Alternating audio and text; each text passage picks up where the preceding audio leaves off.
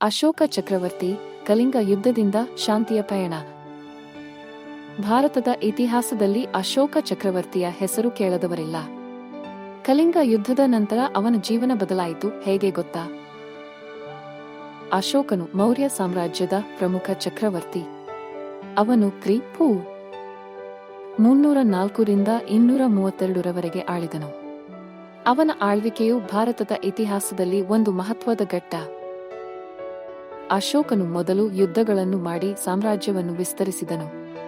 ಆದರೆ ಕಳಿಂಗ ಯುದ್ಧದ ಭೀಕರತೆ ಅವನ ಮನಸ್ಸನ್ನು ಪರಿವರ್ತಿಸಿತು. ಆ ಯುದ್ಧದಲ್ಲಿ ಆದ ಸಾವು ನೋವು ಅವನನ್ನು ತೀವ್ರವಾಗಿ ಕಾಡಿತು. ಕಳಿಂಗ ಯುದ್ಧದ ನಂತರ ಅಶೋಕನು ಬೌದ್ಧ ಧರ್ಮವನ್ನು ಸ್ವೀಕರಿಸಿದನು. ಅಹಿಂಸೆ, ಪ್ರೀತಿ ಮತ್ತು ಕರುಣೆಯ ಮಾರ್ಗವನ್ನು ಅನುಸರಿಸಲು ನಿರ್ಧರಿಸಿದನು. ಇದು ಅವನ ಜೀವನದ ದಿಕ್ಕನ್ನೇ ಬದಲಾಯಿಸಿತು. ಅಶೋಕನು ತನ್ನ ಸಾಮ್ರಾಜ್ಯದಾದ್ಯಂತ ಶಿಲಾಶಾಸನಗಳನ್ನು ಸ್ಥಾಪಿಸಿದನು. ಅವುಗಳಲ್ಲಿ ಧರ್ಮ, ಅಹಿಂಸೆ ಮತ್ತು ಜನರ ಒಳಿತಿಗಾಗಿ ಸಂದೇಶಗಳನ್ನು ಬರೆದನು.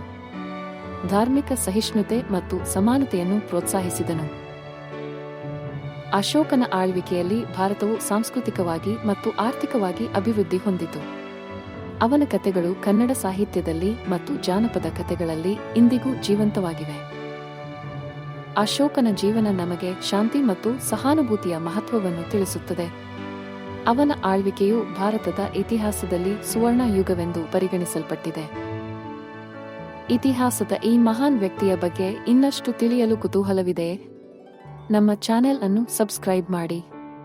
ನಿಮ್ಮ ಸ್ನೇಹಿತರೊಂದಿಗೆ ಈ ಮಾಹಿತಿಯನ್ನು ಹಂಚಿಕೊಳ್ಳಿ ಮತ್ತು ಕಾಮೆಂಟ್ ಬಾಕ್ಸ್ನಲ್ಲಿ ನಿಮ್ಮ ಅನಿಸಿಕೆಗಳನ್ನು ತಿಳಿಸಿ.